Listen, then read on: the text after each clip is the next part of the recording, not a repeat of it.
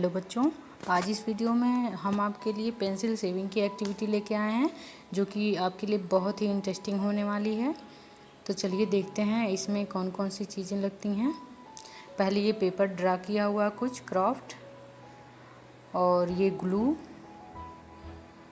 और ये कुछ पेंसिल शेविंग्स जिसकी सहायता से हम पूरी एक्टिविटी करने वाले हैं। तो चलिए स्टार्ट करते हैं।